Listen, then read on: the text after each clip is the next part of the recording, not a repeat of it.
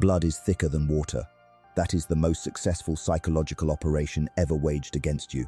You were indoctrinated from the moment you took your first breath, taught that the family unit is your ultimate sanctuary. You were told that these are the only people on earth who will unconditionally protect your darkest secrets, your fatal flaws, and your grandest dreams. It is a beautiful, comforting, and utterly lethal delusion. Niccolò Machiavelli understood a far more terrifying reality. He observed the brutal courts of Renaissance Italy and realized one fundamental truth. The most dangerous intelligence agency in your life is not the government. It is the people sitting across from you at the dinner table, because they share your genetic code, because they raised you or grew up beside you. They feel an absolute, inherent entitlement to your destruction. They do not view your personal boundaries as lines of mutual respect. To the biological cartel, a boundary is an act of high treason. There are 7 specific pieces of intelligence you must never, under any circumstances, surrender to the people who share your bloodline. If you share the wrong detail, you do not merely lose their respect, you hand them the exact surgical blade they will eventually use to dissect your life. You must let them believe they know the character you are playing. Let them memorize the mask, but never, ever, let them see the blueprint of the architecture beneath it. We must first understand the anatomy of this invisible prison. Psychologists and behavioral scientists refer to the family unit as a homeostatic system.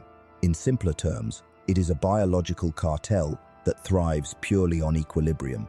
To survive, the system must assign roles: the golden child, the scapegoat, the eternal caregiver. The magnificent failure.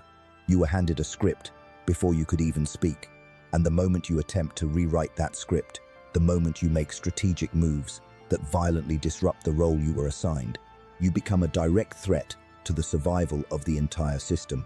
This brings us to the first and most perilous revelation: the architecture of your escape.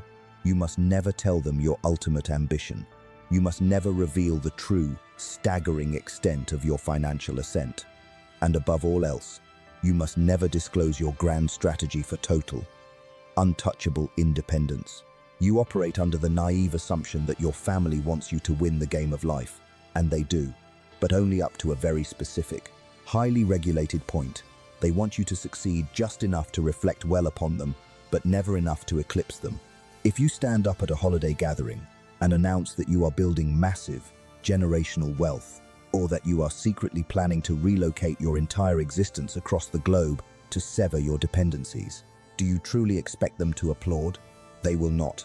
The human brain is an evolutionary threat detection machine. They will subconsciously perceive your impending freedom as their permanent abandonment. And so, the cartel will mobilize. They will attempt to sabotage your ascent, and they will not do it with obvious malice. They will do it with the paralyzing weapon of feigned concern. They will ask, "Is that investment really safe? You seem to be changing. Are you sure you are not just being greedy? We just do not want to see you fail." Listen closely. Do you hear the poison dripping from those words? They cloak their desperate panic in the warm, comforting language of protection. They want to violently clip your wings, and they have the audacity to call it a warm blanket. Study the grand strategists of history. Look at Cosimo de' Medici, the supreme architect of the most powerful and ruthless dynasty in Renaissance Europe. Cosimo possessed staggering, almost incomprehensible wealth and leverage. He essentially owned the papacy and the entire state of Florence. But how did the Grand Master present himself to his own extended family and the watchful public?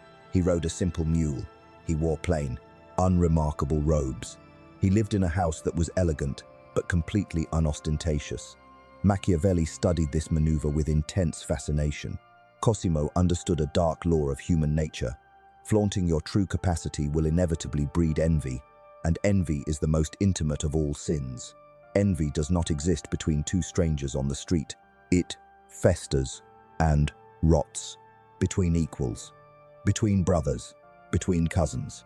When you reveal your grand strategy to your bloodline, you invite their envy into your inner sanctum. You invite their uneducated, uninvited opinions. You invite them to ruthlessly calculate exactly what your newfound success means for their own stagnant status. You must immediately stop seeking their blessing. The truly powerful do not ask for permission to conquer. They execute the conquest in absolute silence, and they let the ashes fall exactly where they may. Hide your capital. Conceal your next calculated career advancement. If you are silently planning your grand exit, look them directly in the eyes. Smile warmly at the dinner table, and quietly pack your bags in the dead of night. By the time the cartel finally realizes you have outgrown their suffocating cage, you must already be flying entirely and permanently out of their reach. Gemini Danoi, are you beginning to see the invisible strings attached to your limbs? Good, because the next piece of intelligence you are blindly giving away is the exact reason those strings are currently choking the life out of you. The second revelation is the map of your unhealed psychological wounds. This is the cardinal rule that almost everyone breaks, and it is the precise mechanism that utterly destroys them. You must never, under any circumstances, confess your deepest psychological vulnerabilities. Do not reveal your childhood traumas. Do not voice the core, burning resentments you hold against the people who raised you. Modern therapy culture has sold you a catastrophic narrative. It is a fairy tale, engineered to keep the masses weak and chronically dependent. The narrative dictates that if you sit down with your parents or your siblings, if you look them deeply in the eyes and explain exactly how they damaged you, they will suddenly experience a profound emotional awakening. You are told they will weep. You are told they will drop to their knees and apologize. You believe you will heal together in some utopian embrace. Erase this toxic fantasy from your mind entirely. When you hand your family the detailed map of your psychological wounds, you are not handing them a tool for mutual healing. You are handing them a loaded weapon. You are handing them high-caliber ammunition to use in the next inevitable conflict. Machiavelli wrote in The Prince regarding the construction of fortresses. A wise ruler, he warned, should never build fortresses against his own people. If you do, those fortresses will simply become your permanent prisons.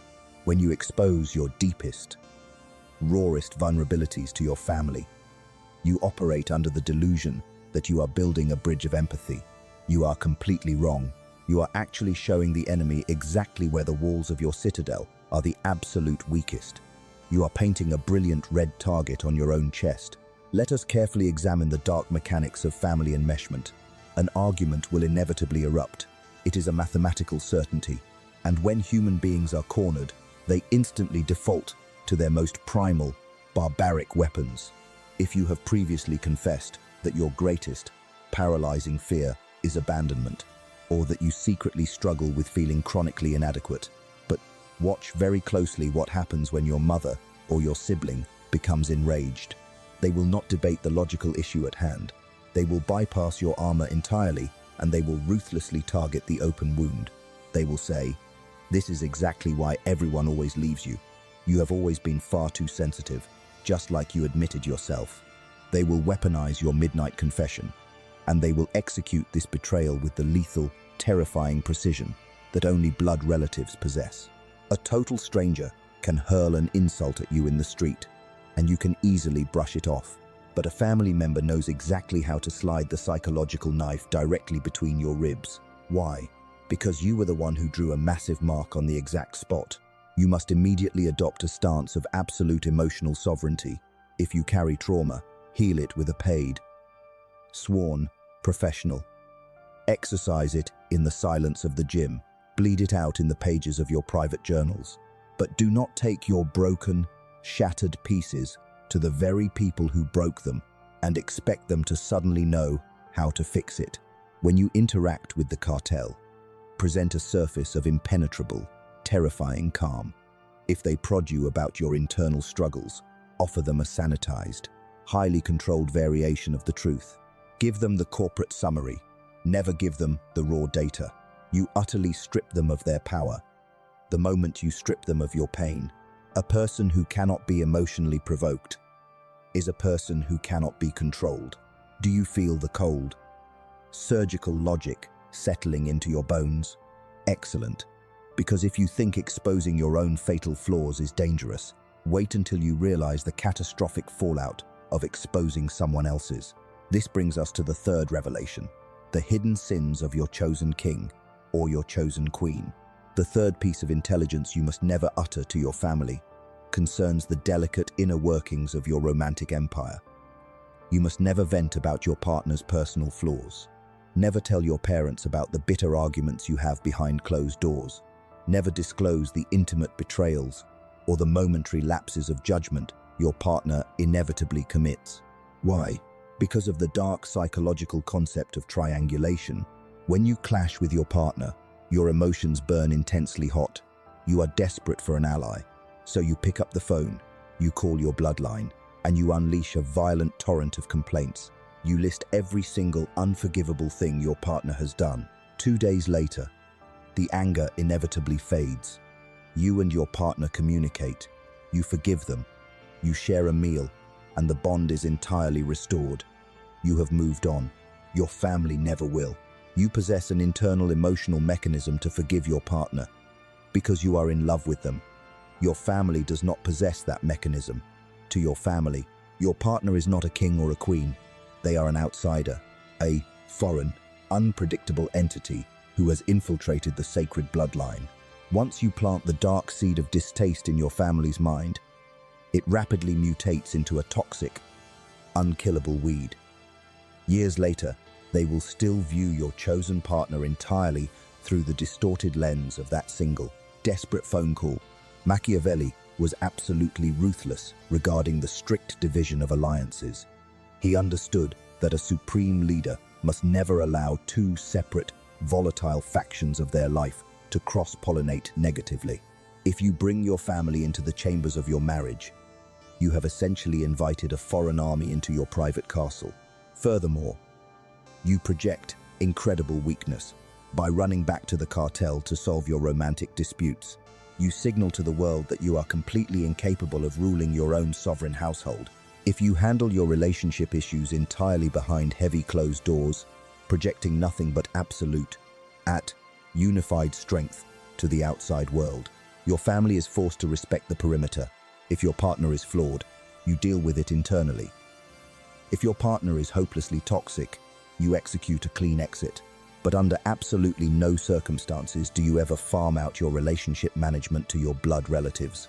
When you do, you are simply handing them the heavy iron chisel they will use to slowly, methodically shatter the foundation of your marriage.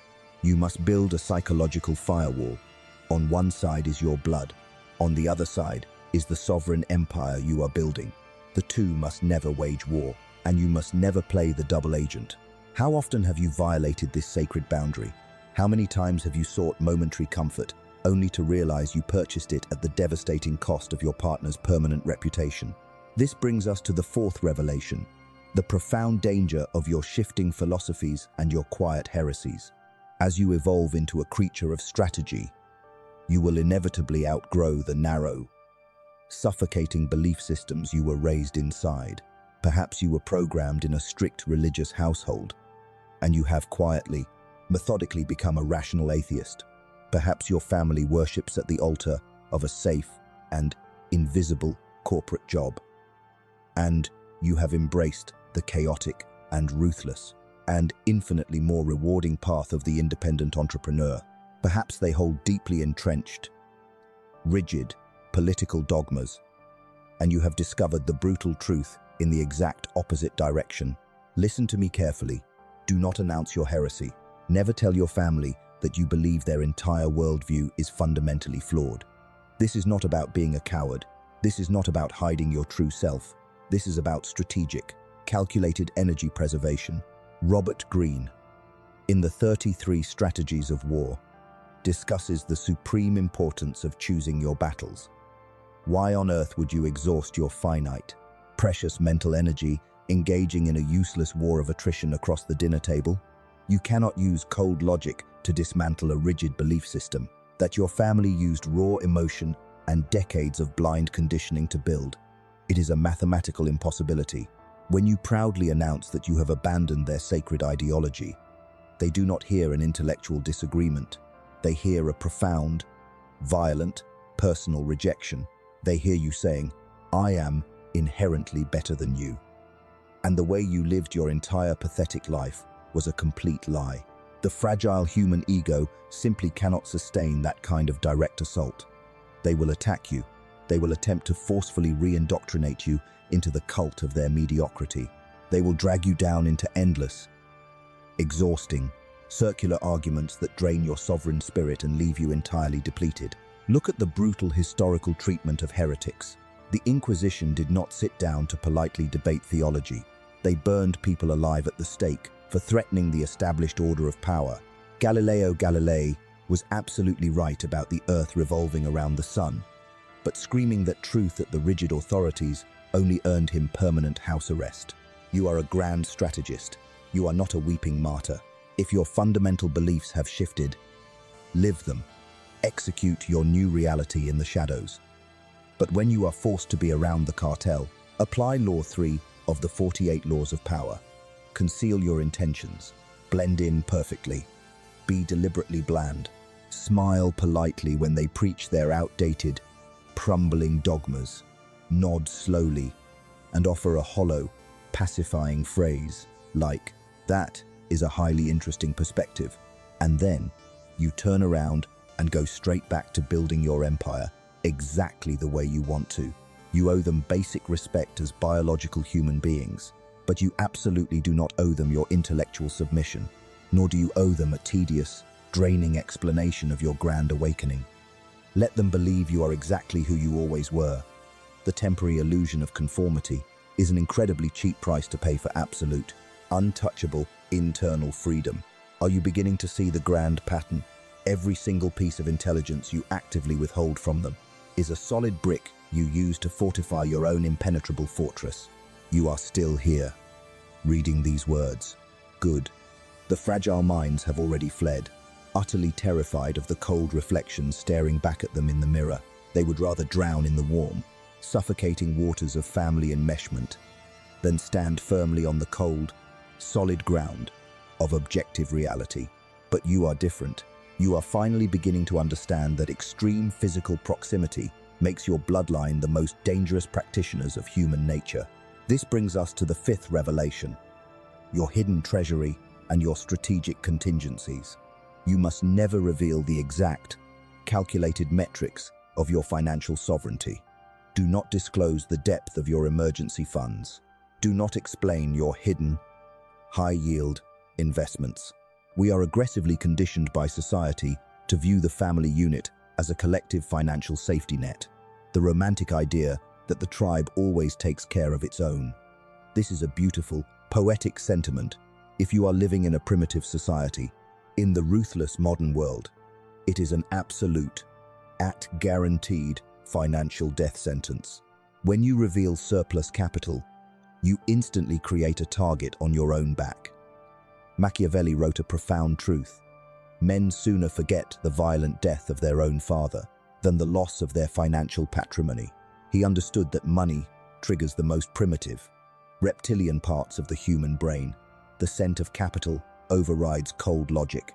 It completely overrides biological loyalty. If your family discovers that you possess a massive financial buffer, their psychological relationship to risk fundamentally mutates. They become remarkably careless. Why should your brother endure a toxic job when he knows full well you have the liquid capital to float his lazy expenses for an entire year? Why should your parents curtail their reckless spending when they subconsciously view your private bank account as their ultimate, guaranteed retirement plan? They will not ask you to fund their extravagant luxuries outright. Human manipulation is far more elegant. They will present you with a carefully manufactured crisis, a medical emergency that isn't quite an actual emergency, a once-in-a-lifetime business opportunity. That is actually a devastating scam. Dr. Henry Cloud masterfully distinguishes between a boulder and a knapsack.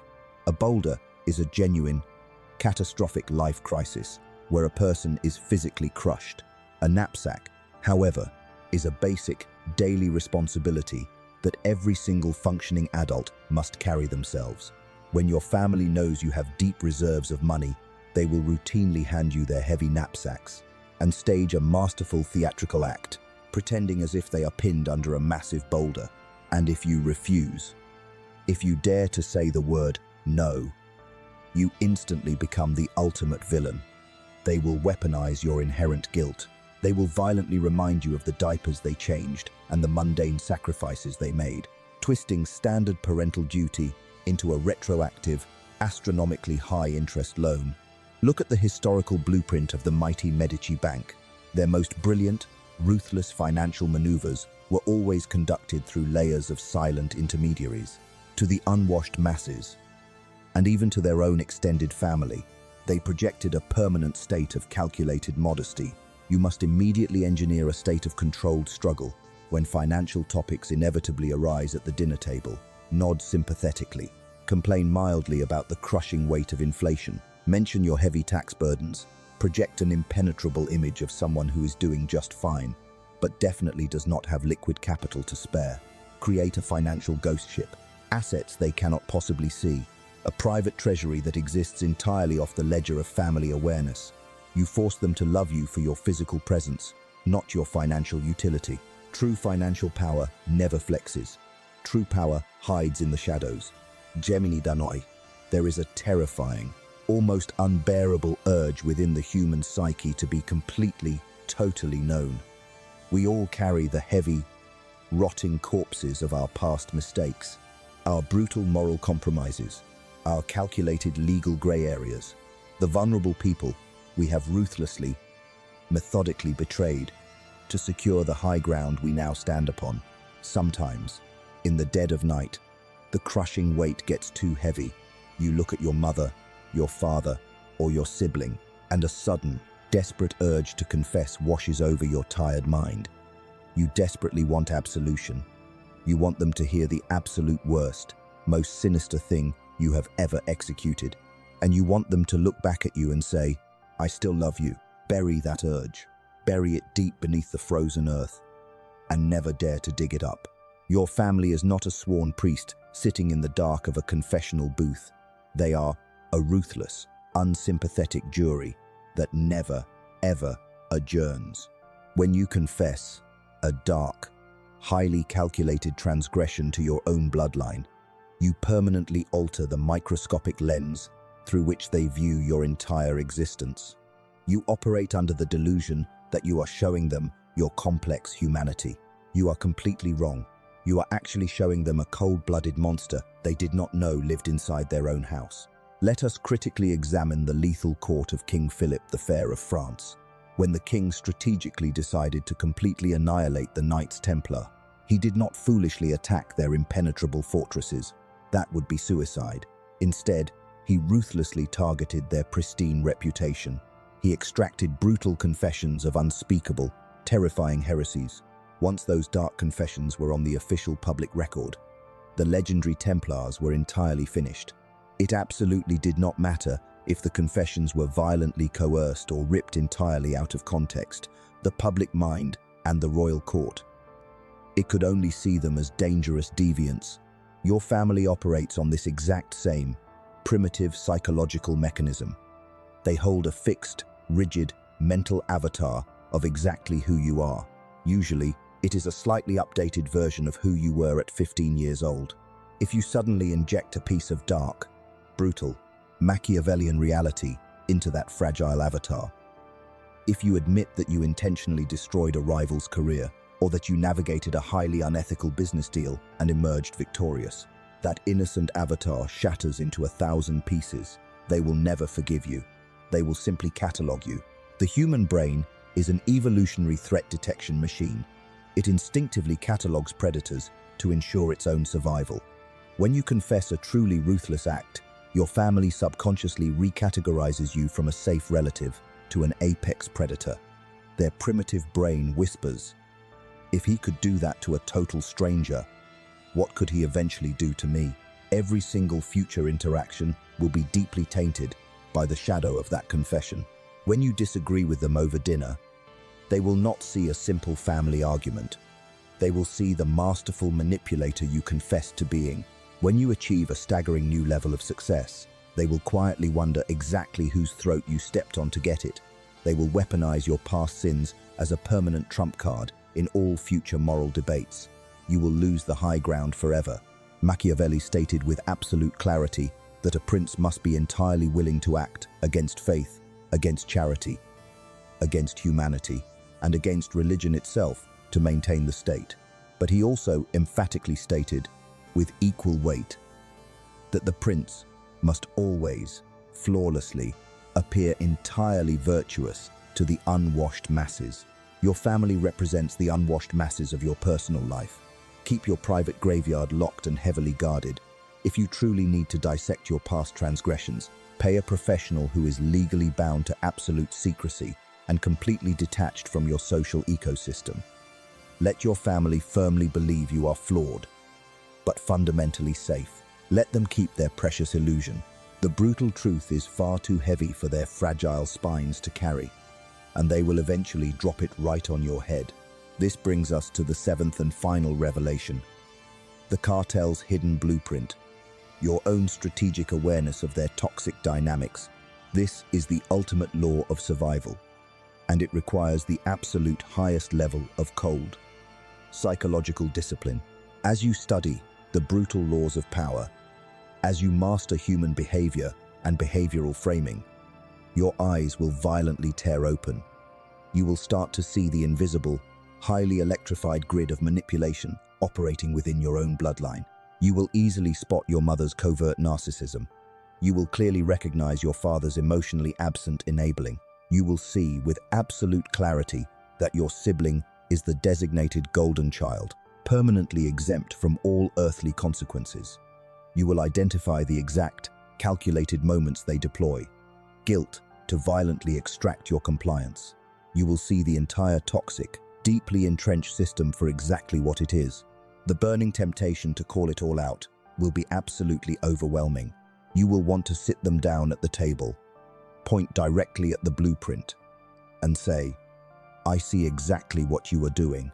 I see the manipulation. I know exactly how this sick, twisted system operates." Do not say a single word. Never, ever reveal your awareness of the matrix. In the clinical realm of psychology, there is a terrifying concept known as the identified patient. When a family system is deeply, inherently dysfunctional, the system unconsciously selects one specific member to bear the visible symptom of the entire dysfunction. The family unites, points a trembling finger at that one person, and says, "They are the problem. If they were simply fixed, we would all be perfectly fine." If you attempt to psychoanalyze your family to their faces, if you attempt to righteously dismantle the cartel from the inside by exposing their dirty methods, you will immediately and permanently become the identified patient. The entire system will violently reject your accurate diagnosis. They will turn on you with a vicious ferocity you cannot possibly anticipate. They will systematically gaslight you. They will tell you that you are reading far too much into normal things.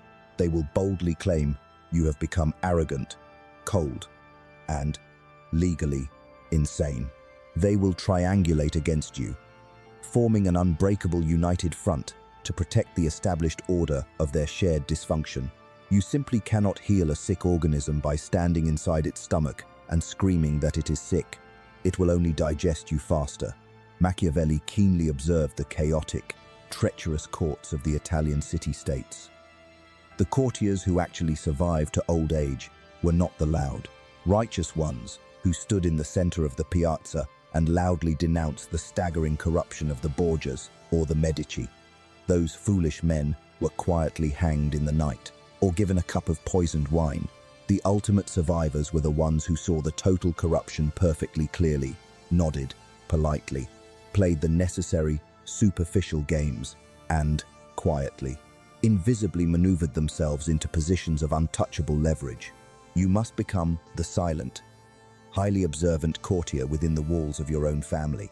When your mother attempts a heavy guilt trip, you see it coming from a mile away.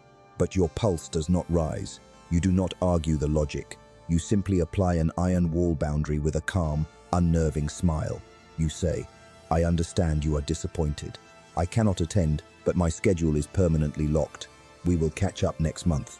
You do not foolishly explain that you are actively setting a boundary. You simply execute the maneuver.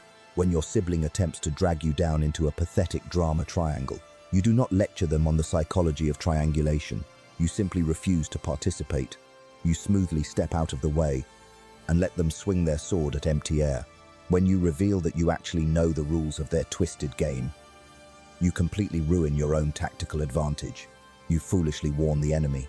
You force them to upgrade their manipulation tactics to bypass your newly stated awareness.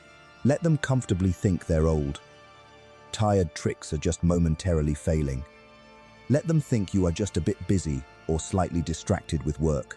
Play entirely dumb. The absolute most powerful position you can ever hold in a hostile negotiation is that of the severely underestimated participant. Observe the corrupt system. Relentlessly exploit the system if necessary to maintain your absolute peace. But never, ever offer the system a clear mirror. They absolutely do not want to see their true reflection. They only want you to stay firmly planted in your assigned, pathetic role.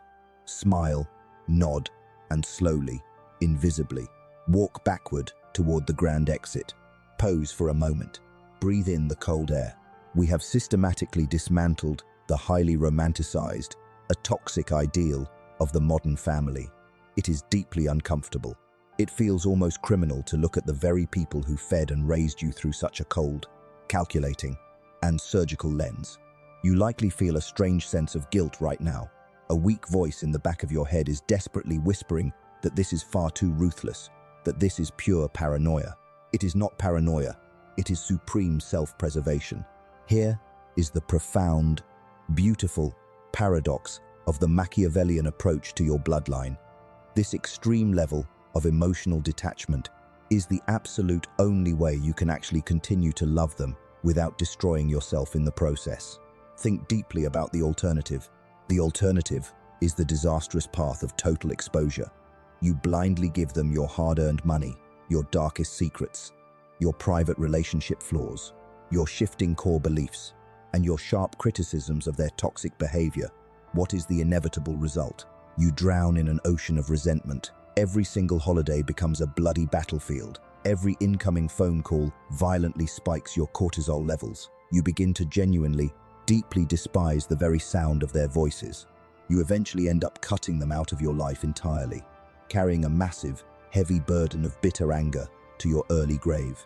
But by carefully building this invisible architecture of psychological boundaries, by strictly and ruthlessly regulating exactly what intelligence crosses the perimeter, you completely remove the friction. You protect your internal peace so fiercely that when you do finally interact with them, you can actually afford to be pleasant. You can afford to be generous with your highly valuable time, because you know they can no longer extract your soul. You can smile warmly at their pathetic quirks, because those quirks no longer hold the power to control your ultimate destiny. You finally accept them as deeply flawed, highly limited, biological human beings, rather than expecting them to be mythical, unconditional gods of absolute protection. You stop asking them for what they simply do not possess the capacity to give, and in that cold, calculating acceptance, you find an unshakable, supreme tranquility. You permanently transition from the crying child, desperately seeking external validation, to the untouchable, to the five. Sovereign architect of your own glorious reality. They continue to live blindly in their world. You completely rule yours. The heavily fortified borders are permanently closed. But the superficial diplomacy remains incredibly polite. That is true, terrifying power. You are no longer reacting to your bloodline like a wounded animal. You are simply navigating them like a grandmaster on a chessboard. But as you look closely at these 7 dangerous revelations, a final, terrifying question must inevitably rise in your awakening mind.